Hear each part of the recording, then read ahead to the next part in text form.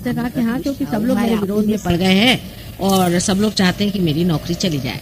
अब नौकरी भी एक चीज होती है मनुष्य के लिए, उसके क्षेम की एक स्थिति होती है। उसके बाद में कहने लगे कि शाम को 5 बजे उन्होंने आके बताया कि तुम्हें फिर से रीइंस्टेट कर दिया है, इतना ही नहीं तुमको कंफर्म कर दिया। तो खुद बड़े आश्चर्य में पड़ गए, कहने पता नहीं कैसे सब लोग ने एकदम फेवर में ही बात करनी शुरू कर दी और उन्होंने उसको कर दिया। और उसने पूछा कि कितने बजे हुआ, कहने 2:15 पे ये बात तय हुई। तो जो साहब वहाँ उनके साथी थे उन्होंने भी टाइम देखा कि क्या बात है, समझ में नहीं आता, एकदम सबका मन कैसे बदल गया, सब इसी तरह से कैसे बोल रहे हैं। इस तरह से भी होता है, अनेक अनुभव आ सकते हैं कि रियलाइजेशन के बाद जो अनुभव लोगों को आए हैं वो इतने अधिक हैं कि अगर उनके संकलित करने बैठे हैं तो न जाने कितनी किताबें इस पे हो जाए और कितने ही लेख इस पे लिखने पड़े। बहरहाल एक किताब हमारे ऊपर एक स्विट्जरलैंड के महाशय हैं जो कि खुद स्वयं फ्रेंच जानते हैं लेकिन उन्होंने अंग्रेजी में प्रयत्न किए हैं लिखने के, और एक किताब लिखी गई है। वो किताब हम लोग प्रकाशित करना चाहते हैं 27 तारीख को, और उसमें चाहते हैं आप लोग सब वहाँ उपस्थित हों और वो पुस्तक देखें। उसमें उसने बहुत से ऐसे अनुभव लिखे भी हैं और उसमें हिस्टोरिकली उसने सारा ट्रेस किया है कि सहज योग आज कौन सी स्थिति में पहुंच गया और क्यों लोगों को मास रियलाइजेशन हो रहा है। बड़ी सुंदर किताब है और बड़ी मेहनत की है और मैंने भी उसे काफ़ी देखा हुआ है। हालांकि मेरे पास टाइम ही नहीं रहता कि मैं कुछ पढ़ूं ज़्यादा, पर उन्होंने काफ़ी मेहनत की और बहुत विद्वान है, वो बहुत विद्वान है। और सॉक्रेटिस से लेकर के और सारे उपनिषद आदि जो कुछ भी चीज़ें हैं सबको लेकर के उन्होंने वो किताब लिखी है और अत्यंत सुंदर है। और उसमें गांधी जी के बारे में भी, उनका भी क्या स्थान था सहयोग के आने में वगैरह, बहुत अच्छे से किताब लिखी हुई है। और इस किताब के जो कुछ भी छपाई का जो कुछ पड़ा है उतना ही हमने कहा है दाम रखना चाहिए और उससे ज़्यादा चार्ज नहीं करना चाहिए। हालांकि लोग हमेशा हमें पढ़ाते रहते हैं कि माँ ऐसा करोगे तो कोई किताब ही नहीं खरीदेगा, सोचेंगे इतनी सस्ती किताब कैसी, इतनी सुंदर, इतनी बड़ी और ये वो। लेकिन हम सबके पढ़ाई में आते ही नहीं क्योंकि हम ज़रूरत से ज़्यादा इस मामले में स्वतंत्र हैं। तो इस तरह के अनुभव अनेक होते हैं। लेकिन आप अगर सत्य के पुजारी हैं और सत्य को खोज रहे हैं तो आपको पता होना चाहिए कि इससे उपलब्धि जो होती है वो परम सत्य की होती है। परम सत्य का मतलब होता है एब्सोल्यूट, उसमें रिलेटिविटी नहीं रह जाती क्योंकि आप वो हो जाते हैं। जैसे आपके लिए अभी सत्य यही है कि ये कनात लगी हुई है, यहाँ लोग बैठे हुए हैं और जो कुछ साइंस वाइंस है ये सारा आपके लिए सत्य है। लेकिन जो परम सत्य है वो ये है कि परमात्मा की शक्ति सारे संसार में सत्ता है उसकी, वो संचारित है, अणु रेणु में भी वो कार्यान्वित है और वो इतनी डायनामिक है और इतनी बारीक है और उसका इतना कुछ काम कमाल का है। वो सोचती है, समझती है और प्यार करती है। इतना ही नहीं, सारे ही संसार के जो कार्य हैं वो करती है। तो इस तरह की जो सत्ता है उसको प्राप्त होना यही सत्य है। और उसको प्राप्त आप तभी होते हैं जब आप उससे कनेक्टेड हो जाते हैं। एक ये छोटा सा काम है कि आपको उस सत्ता से कनेक्ट किया जाए। हम तो जब से पैदा हुए तब से ही ये जानते थे, सब चीज, सब कुछ हमें मालूम था। लेकिन हमारे पिताजी जो कि स्वयं बहुत बड़े, हम कहते हैं कि बहुत बड़े साधु थे और जो कि बड़े पहुंचे हुए आदमी, उन्होंने हमसे बताया कि जब तक आप ऐसी कोई आमास व्यवस्था, सामान्य जन सामान्य की व्यवस्था नहीं खोज निकालिएगा तब तक इस पे कोई सी भी बात करना, दूसरा एक बाइबल हो जाएगा, नहीं तो गीता हो जाएगी और उसी पर एक से एक चीजें चलती रहेंगी और उस पे लोग टीका करते रहेंगे और कुछ समझ में नहीं आएगा, शब्द शब्द रह जाएंगे और एक दो आदमी पार होने से कोई बात नहीं, क्योंकि उस वक्त तो उनके सिवा हम कोई दूसरा देख ही नहीं पाते थे कि जो पार है। इस वजह से इन्होंने कहा कि किसी को लोग समझ नहीं पाते और लोगों की बुद्धि में आने वाली बात नहीं है, इसलिए उनको अगर प्रबुद्ध किया जाए तो फिर ये चीज सबके समझ में आएगी। और ये होने का समय भी आया है और तुम इसीलिए संसार में आई हो और यही तुम्हारा करने का है। उनको स्वप्न वगैरह आए थे हमारे बारे में, हमारी मदर को भी बहुत स्वप्न आए थे और उसी हिसाब से वो आखिर तक हमसे पूछते रहे कि क्या तुम्हें चीज मिली या नहीं मिली।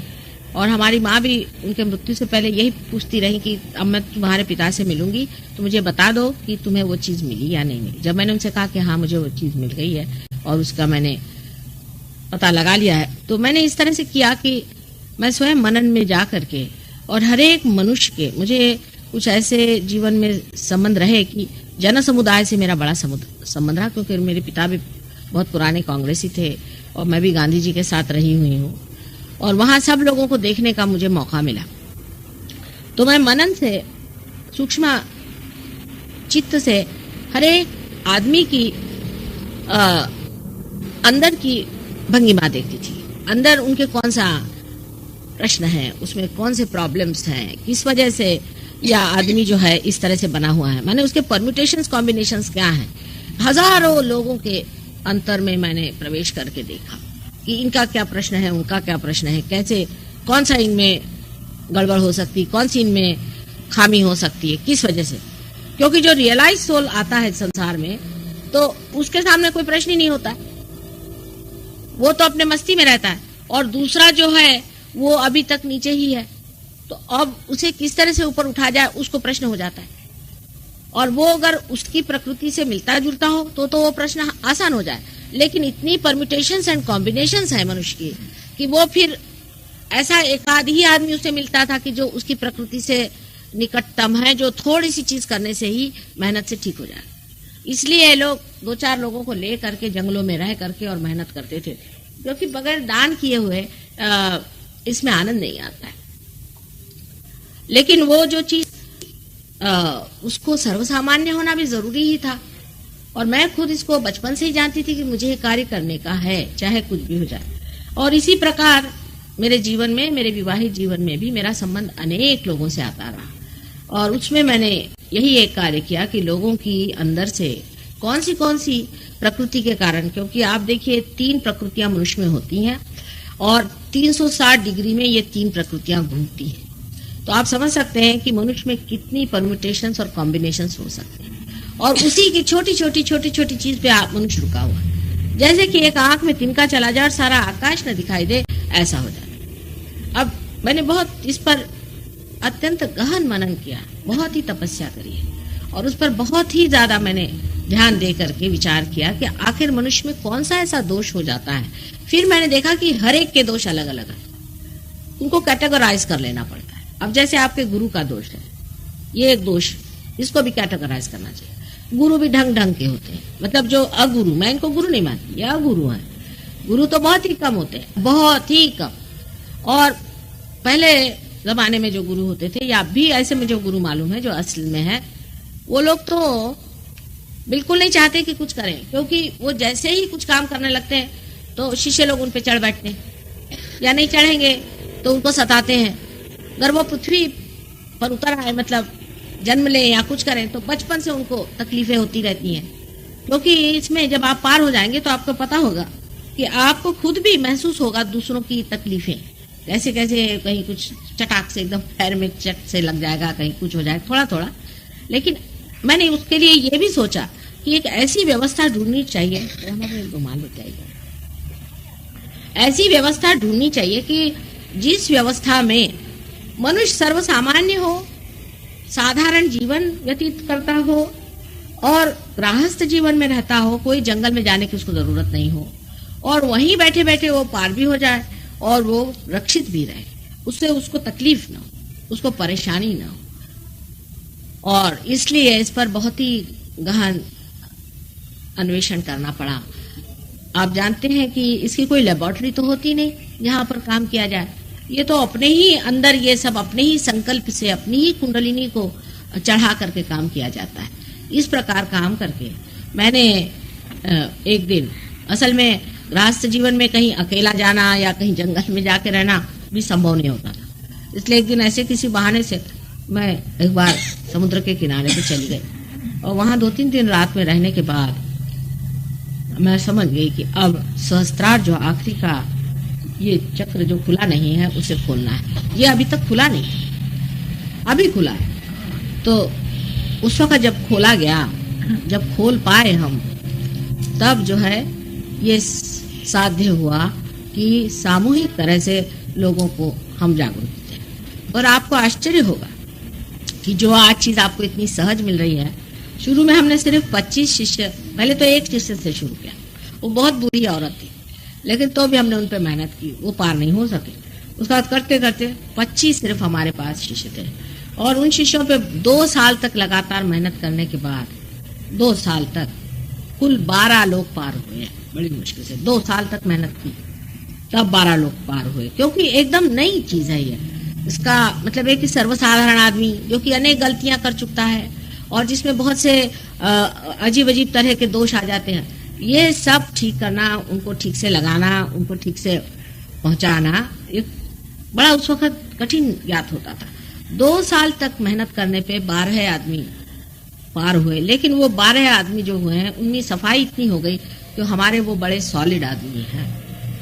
उनमें से एक हमारी राउत बाई जो हैं, जो आप यहाँ बैठी हुई ये है, इन्होंने बहुत ऊंची दशा प्राप्त की है उसमें से, और उस वो 12 आदमी के 12 आदमी बहुत ऊंची दशा में पहुंचे हुए हैं। तो उसके बाद फिर जरूर कि हमने देखा हर साल ये संख्या बढ़ती गई।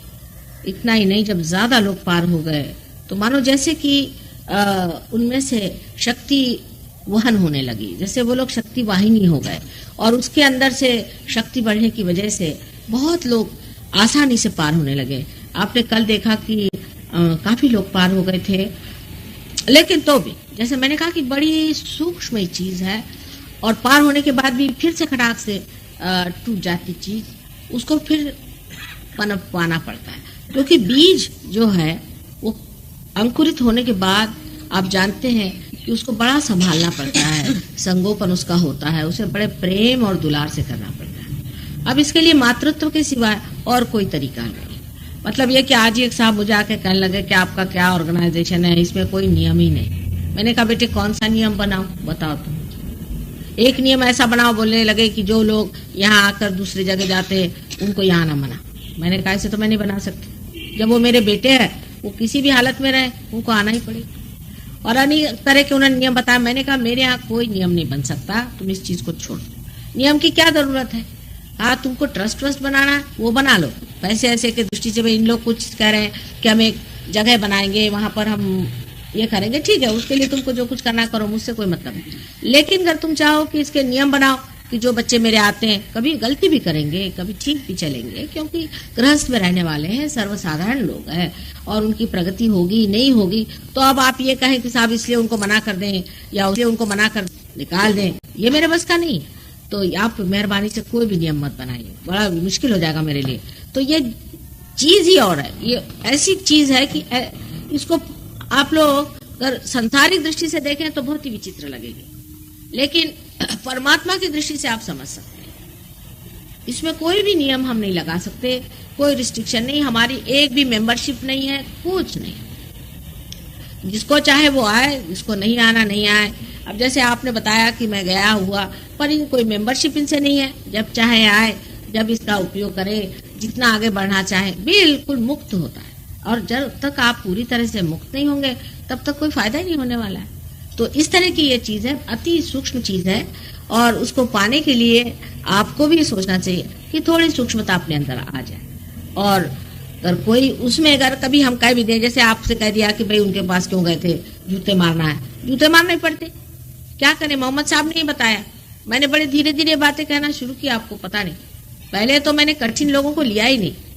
3 साल तक आपको आश्चर्य होगा, मैंने कभी सैटेनिक फोर्स की बात नहीं करी। मैं लंदन अमेरिका चली गई, अमेरिका से आने के बाद हमारे ग्रुप में एक लेडी ने शुरू कर दिया वहां पर घोड़े के नंबर बताना और लोगों को हाथ में डंडा लेके मारना और ये वो।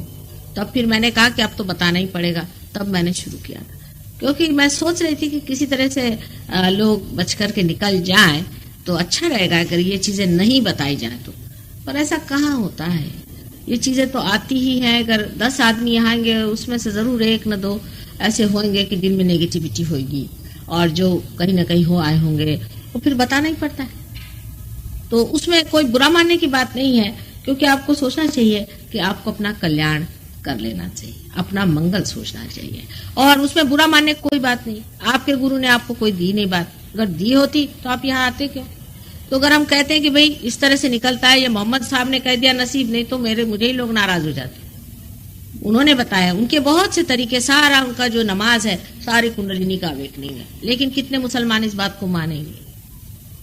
कबीर का सारा पढ़े तो सहजयोग पूरा है, उससे ऐसी बातें सारी लिखी हैं जो कि बिल्कुल आपको मैं अगर सुनाऊं तो आप आश्चर्य होंगे कि 5-25 पकड़ बुलाऊं, जैसे आपको पकड़ बुलाया हमने, एक ही डोर बंधाऊं। और उनकी भाषा में इस कदर अथॉरिटी है। अथॉरिटी हो ही जाएगी जब आप उस चीज को जानते हैं, तो अथॉरिटेटिवली आप बोलते हैं। कोई उसमें आप गिगियाते नहीं है सूरदास जी जैसे कि प्रभु तुम हमें कभी मिलोगे, क्योंकि वियोग है नहीं। जब आदमी मिलन में बैठता है तो मिलन की बात करता है। इसी प्रकार आप गुरुओं को भी समझ सकते हैं, इसी प्रकार आप कवियों को भी समझ सकते हैं कि जो आदमी मिलन की बात करता है वो डंके की चोट पर करता है। और दूसरी बात उसमें यह होती है कि वो रोता नहीं कि मुझे प्रभु कब मिलाओगे और तुम कब मेरे सामने आओगे। बड़े बड़े कवि हो गए विरह के भी, लेकिन उससे ये जान लेना चाहिए कि वो विरह में ही है और आप विरह में, इसलिए आपको मजा आता है उनका विरह सुनना। लेकिन जो मिलन में आ जाता है उसको लगता है ये क्या मिलन के लिए अपना चला है, उसको नहीं पसंद आती है चीज। और जो लोग मिलन में नहीं है उनको भी नहीं अच्छे लगते जो लोग मिलन के गीत गाते। तो आपको भी मिलन में आना चाहिए और इसका आनंद उठाना चाहिए। एक ये सादी सुदी चीज है और कोई ऐसी कठिन बात आपके लिए नहीं है, क्योंकि आपके अंदर सब बनाई हुई है चीज, ये सब बना हुआ है। सिर्फ इसकी जागृति होनी है और इसको सहस्रार से निकाल के यहाँ स्थित कर देना, फिर धीरे धीरे सब चीज बन जाती। पर बहुत से लोगों के इन गुरुओं में से एक से एक गुरु लोग हो गए। महाराष्ट्र में भी एक बड़े ही अजीब गुरु थे, उनके शिष्यों की कुंडलिनी चढ़ती थी और फिर धड़ाक से नीचे गिर जाती, चढ़ती थी फिर गिर जाती। बांध बांध के हम लोग के हाथ टूट गए, पर वो बनती नहीं थी, गिर जाती थी। और बिल्कुल अब तो सिर्फ कुंडलिनी के वहन से ही हम पता लगा लेते हैं कि कौन से गुरु हैं। पर ये इतने हैं जिसको पायली के 50 कहते हैं कि रोज नया एक चला आता है, रोज एक ये फलाने महाराज आए, कोई फलाने आए। मतलब पहले जो मेन थे उनके तो अभी भी हम पहचान लेते हैं कि ये फलाने के शिष्य हैं या कुछ है। लेकिन इसके चक्कर इतनी जबरदस्त होती है।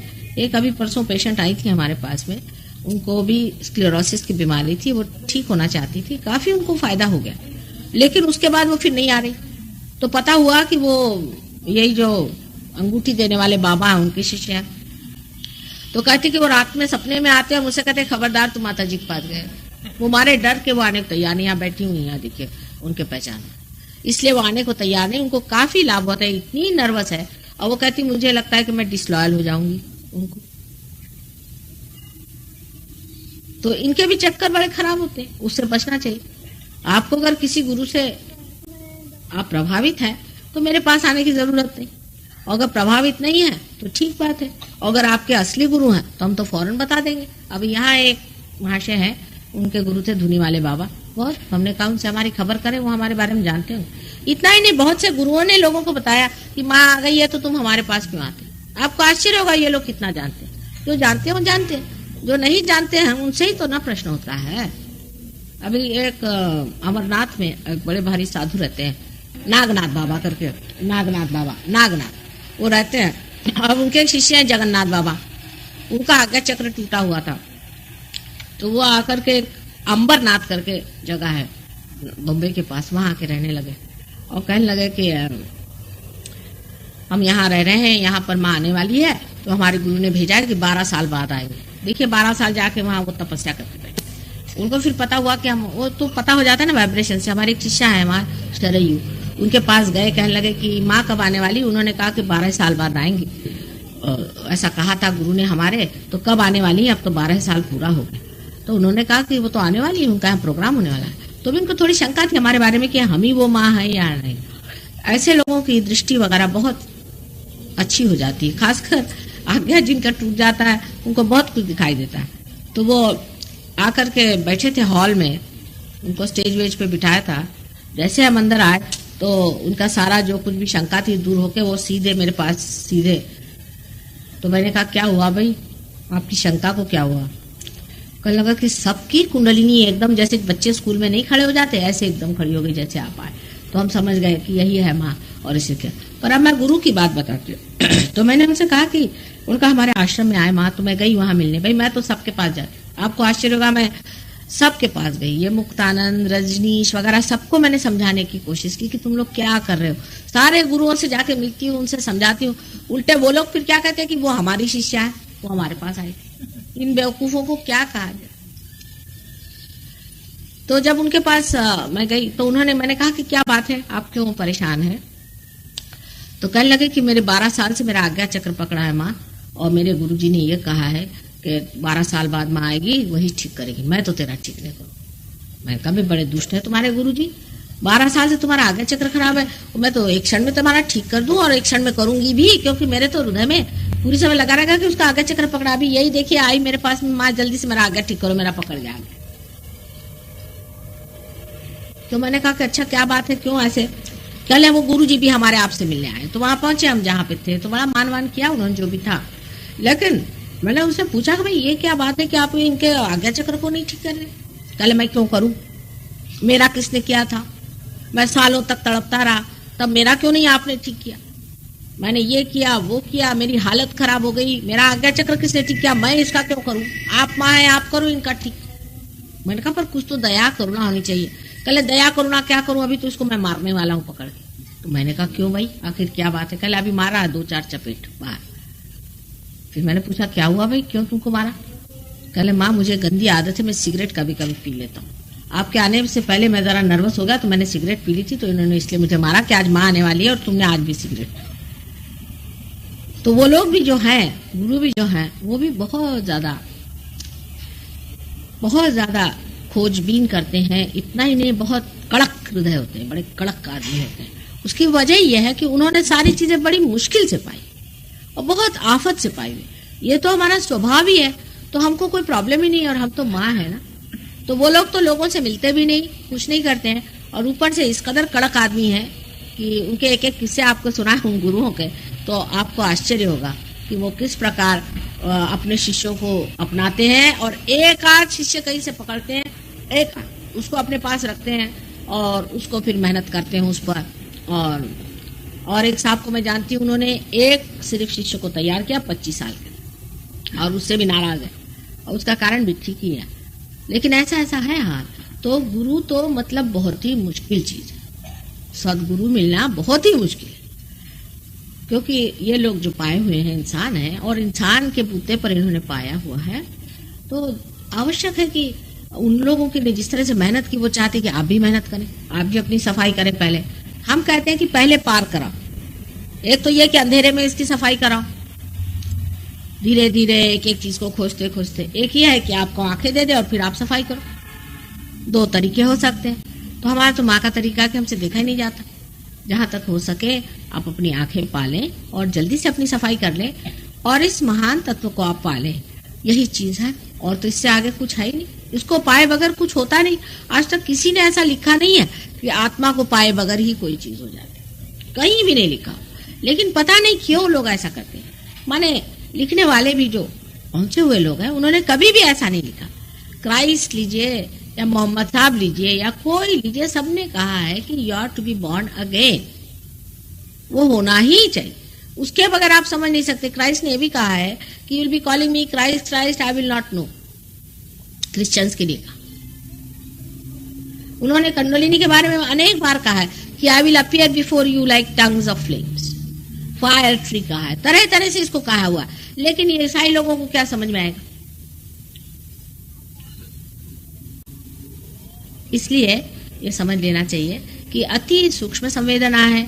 भाई साहब बहुत शरीफ आदमी रहे होंगे कि जो मिलिट्री में रहे, कोई गड़बड़ नहीं की। कुछ मिलिट्री में लोग इतना पढ़ते भी नहीं उस वक्त, बाद में इन्होंने पढ़ा होगा, वकीली जब की होगी। मिलिट्री के लोग अपने इसमें रहते हैं, तो हो सकता है कि उन्होंने इतना पठन नहीं किया, और पठन करने से भी, पठन पाठन से भी दिमाग जो है वो जरा कुछ कंडीशन तो हो ही जाता है। जैसे आज हमने राय साहब से पूछा, कल वो MP साहब आ रहे हैं, तो मैंने कहा ठीक है बुला लो उनको। तो मैंने कहा फिर क्या? कल वो जरा, उन्होंने उनका दोष बताया, वो जरा पढ़े लिखे ज्यादा है। ये भी दोष हो जाता है, पढ़ लिख कर अपने कंसेप्शंस बन जाते हैं। तो क्राइस्ट ने कहा था कि you have to be like small children to enter into the kingdom of God. छोटे बच्चों जैसे अबोधिता होनी चाहिए, सादगी होनी चाहिए, तब हो जाता है। इस तरह से बहुत जल्दी हो जाता है, और उसके बाद आनंद भी बहुत जल्दी आने लग जाता है। किसी किसी को देर लगती है, किसी को आनंद पहले आता है, फिर इसका पूरा सत्य समझ में आता है। जैसे लेडीज हैं, उनको आनंद ज्यादा आता है, उनको सत्यवत्य से कोई मतलब नहीं, वो अपने आनंद में बैठे रहते हैं। उनको कोई मतलब नहीं है कि इसको जाने कुंडलिनी कहाँ है, चक्र कहाँ है, फलाना कहाँ है। ये छोटे बच्चे भी हैं, ये अपने आनंद में आके सो जाते हैं, इनको भी जानने की कोई जरूरत नहीं। पर सब्जेक्टिव नॉलेज होने की वजह से आप जान ही जाते, चाहे आप उसको बुद्धि से जाने या न जाने, आप जान ही जाते। वो किस प्रकार, वो आज मैं आपको बताऊं। आपसे कल मैंने नाभि चक्र के बारे में कहा और ये भी कहा कि अगर हमारे देश का नाभि चक्र अगर प्रबुद्ध हो जाए तो कोई वजह नहीं कि हमारे देश की गरीबी पूरी तरह से मिट जाए। अब इस नाभि चक्र पे एक बात जरूर बतानी होगी, जो कि मैंने पहले भी कहा आपसे, कि इस पे दो तरफा दो नाड़ियां इसके साथ में चलती है और बहुत ही निगड़ित है, बहुत ही नजदीक है। इन नाड़ियों में से जो चंद्र नाड़ी है वो हमारे सबकॉन्शियस में जो कुछ भी हमारे दिमाग में, जैसे कोई स्वाद हमको मिला या पेट में जो भावना हुई, जो भी कुछ है वो इसी से कार्यान्वित होता है, सबकॉन्शियस की आइडिया। जैसे समझ लीजिए बहुत से लोग हैं उनको एलर्जीज है। अब एलर्जी जो है वो क्या है कि आपके सबकॉन्शियस में कहीं तो भी उसके बारे में कोई चीज ऐसी बनी हुई है कि आपने कोई ना कोई ऐसी चीज खाई होगी, उससे नुकसान हो चुका होगा पूर्व जन्म में, उससे पूर्व जन्म में कभी हो चुका होगा। तो जब भी वो चीज अंदर जाती है फौरन उसका रिफ्लेक्स आ जाता है और आपको फिर से एलर्जी हो जाती है। और राइट साइड में भी सूर्य की नाड़ी, सूर्य की नाड़ी में भी जो कुछ भी आप आगे के लिए सोचते हैं, फ्यूचर में सोचते हैं, उसका भी सूर्य चक्र भी वहीं पे है। तो सूर्य और चंद्र चक्र नाभि चक्र के दोनों साइड, और इन नाड़ियों पे जो लेफ्ट साइड की नाड़ी है इस पे श्री भैरवनाथ का चलन वलन रहता, ऊपर से नीचे तक वो जाते रहते हैं। और जो राइट साइड की नाड़ी है सूर्य नाड़ी, उसमें हनुमान जी का चलन वलन है। अब एक साहब आए, वो कल मैं हनुमान जी को मानता हूँ। मैंने क्यों मानते हैं? अभी कोई वजह होनी चाहिए। आप हनुमान जी को ही क्यों मानते? कोई चीज, कोई आपको मंत्र देता है, कहता कि चलो तुम सूर्य नमस्कार, तो आखिर क्यों? आपको क्या जरूरत है सूर्य नमस्कार करने की? उसका भी साइंस है। अगर आपके अंदर ऑलरेडी सूर्य है बहुत ज्यादा तो आपको बिल्कुल सूर्य नमस्कार करने की जरूरत नहीं। हाँ, अगर किसी के अंदर लेफ्ट साइड ज्यादा हो तो वो सूर्य नमस्कार करे, अब जिसकी लेफ्ट साइड ज्यादा बढ़ी हुई है वो राइट साइड करे, और जिसकी राइट साइड ज्यादा बढ़ी है वो लेफ्ट साइड करे। इसका भी शास्त्र है। ऐसा तो शरीर में भी नहीं होता है। समझ लीजिए आपकी नाक में तकलीफ है तो आप जरूरी नहीं कि आप सारे केमिस्ट की दुकान खा लें। तो हाँ और था, ये दो नाड़ियां हैं। इस नाड़ी को स्वच्छ रखने के लिए आसनादि जो भी बताया गया है, ये पूरा हठ योग अष्टांग योग है। उसमें कोई आप एक चीज लेकर के करें सिर्फ कि हम आसन कर रहे हैं, वो तो बहुत ही गलत चीज हो गई। क्योंकि आप किस लिए कर रहे हैं, कौन से चक्र पे कर रहे हैं, उसकी क्या जरूरत है, वो बगैर जाने हुए बस सब सवेरे से उठे पश्चिमोत्तासन करो, ये आसन करो, वो आसन करो।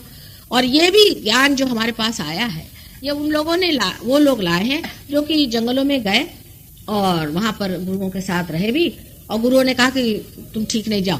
वो तो निकालने पे ही लगे रहते हैं। गुरु लोग तो बहुत मुश्किल से टिकाते हैं, उनकी तो 7 मंजिल पहले चढ़नी पड़ती, पहले किस पे के चिमटा मारते रहते हैं, देखते हैं कि इसकी खोपड़ी कहाँ तक साबित है, इसकी श्रद्धा कहाँ तक है हमारे ऊपर।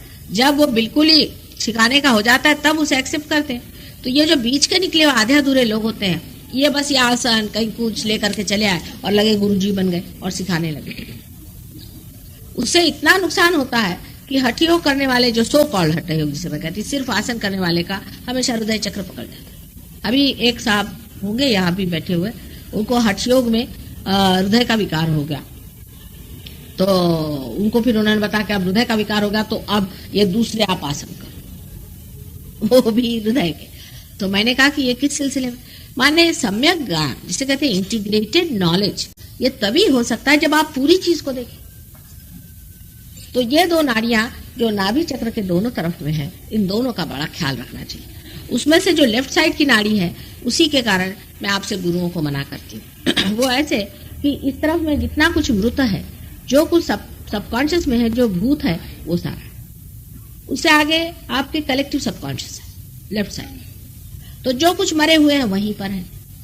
अब कुछ लोग ऐसे होते हैं मरने के बाद भी वो तृप्त नहीं होते, बड़े दुष्टात्मा होते हैं। कभी आत्महत्या की वजह से, कोई माँ बाप भी ऐसे होते हैं मर जाते हैं, उनको लगता है चलो बच्चों पे फिर से आ जाए, वो वही मंडराते रहते हैं। ये लोग जो मंडराने वाले हैं यही जो है हमारे ऊपर असर कर जाते हैं। इन्हीं को बैड स्पिरिट्स कहते हैं और इन्हीं को स्पिरिट्स भी कहते हैं अंग्रेजी में। अरे ये भूतात्मा होते हैं। और ये जो भूतात्मा है, इनमें से जो लोग समझदार होते हैं वो अपने अपनी जगह चले जाते हैं प्रेत लोक में, वो कोई आपके अंदर घुसते नहीं, आप पे असर नहीं करते। पर ऐसे बहुत से लोग मंडराते रहते हैं। फिर आजकल के जमाने में जो बहुत से गुरु लोग हैं, ये सब लोग राक्षस हैं, बहुत से राक्षस ही इसमें। जैसे महिषासुर ने जन्म ले लिया है, रावण ने जन्म ले लिया है, और बकासुर ने जन्म ले लिया है, और रक्त बीज ने जन्म ले लिया है। बहुत से लोगों ने, बहुत से राक्षसीनों ने भी जन्म ले लिया, अब वो गुरु बने बैठे। तो ये लोगों ने भी बहुत से ऐसी अपनी आर्मी लेके आए हुए हैं जो कि वायरस की जैसी है। वो आज्ञा चक्र पे बिठा दें आपके, तो वो चली जाएगी आपके लेफ्ट साइड में, आप खींच जाएंगे उधर। ये लेफ्ट साइड का जो प्रॉब्लम है, इसमें तरह तरह से लोग करते हैं। जैसे आपके घर में एकदम से लगा कि एक गणपति आ गए, ये सब कल युग में हो रहा है, पहले कभी नहीं हुआ था। आपने सोचा मेरे घर में माँ गणपति आ गया, मैं क्या करूं? मैंने कहा समुद्र में फेंक डालो बेटे उसको। गणपति लाने की क्या जरूरत है? ये परमात्मा के काम नहीं, मटीरियल चीजों को इधर से उधर हिलाने का भगवान को कोई और कोई काम नहीं। तो अब वो गणपति आ गए, उसकी पूजा शुरू। और जैसे यहाँ देवी जी बैठी थी, इन पे भी वैसी बाधा है लेफ्ट साइड। उससे शरीर में तकलीफ होने लगती है, बदन हिलने लग जाता है। सारा जितने भी हमारे मेंटल केसेस हैं, ये सारी लेफ्ट साइड की वजह से आती है। और बहुत से घरों में भी ये चीजें होती हैं, ऐसे प्रेतात्मा होते हैं। कल ही एक सरदार जी आए थे, उनको, उनकी पत्नी को बहुत तकलीफ थी। पता हुआ उनका पुराना घर है, उनको रात में कुछ कुछ दिखाई भी देने लग गया। क्योंकि जब आप उस एरिया में चले जाते हैं, सबकॉन्शियस के एरिया में चले जाते हैं, तो आपको ये भूत वूत दिखाने भी लगते हैं। ये बात सही है कि ये है, लेकिन उसके रास्ते में जाना नहीं चाहिए। इसमें सबसे बड़ा काम क्राइस्ट ने किया। क्राइस्ट आज्ञा चक्र पे है, उन्होंने सबसे ज्यादा इस पे काम किया कि भूत और प्रेत के अंदर जाना नहीं, उनसे कोई मतलब रखना नहीं। लेकिन आपको आश्चर्य होगा कि सबसे ज्यादा ईसाई लोग भूत प्रेत को मानते और उन्हीं के अंदर घुसते। माने लंदन में कोई ऐसा चर्च नहीं होगा जिसके अंदर मुर्दे न गड़े हो। अगर आप रियलाइज हो ले तो आप उस चर्च में जा ही नहीं सकते, पहले मुर्दे गाड़ के रख दो। कोई आप वेस्टमिनिस्टर अबे में जाइए तो वहां सारे राजे महाराजे जिन्होंने 7-7 बीवियां मार डाली, उनके मुर्दे गड़े। अरे कोई सेंट के भी हो तो ठीक है, समाधि बनी हुई है। राजा महाराजाओं के गाड़ने तो बहुत ही गलत बात है, क्योंकि उन्होंने पता नहीं, वहां के खासकर बड़े अनाचारी होते हैं। अपने यहाँ तो सदाचारी लोग होते हैं, लेकिन वहां तो अनाचारी लोग होते हैं बिल्कुल, राजा महाराजा। और वो वहीं मुर्दे गड़े पड़े हुए। और सारे लोग वहां प्लानचेट करेंगे, उनके यहाँ पेंटिकॉस्टल्स, क्या क्या सारा। क्रिश्चियन धर्म में सबसे ज्यादा भूत विद्या, लेकिन यह भूत विद्या अपने यहाँ भी कम नहीं है। तांत्रिकों ने भूत विद्या बहुत हासिल कर ली, और वो यही किसी को आप उनको 5 रुपया दे दीजिए, वो किसी को कहेंगे इसको हम खत्म कर देंगे, उसको ये कर देंगे, उसके पीछे भूत लगा देंगे। ये बहुत ही कॉमन चीज है। आदिवासी लोग ये बहुत काम करते हैं। अब वो लोग गुरु बन के भी घूमते हैं। आपके अंदर एक भूत भर दिया, आप है उनकी अंगूठियां पहना रहे हैं, उनको कपड़े दे रहे हैं, जेवर दे रहे हैं।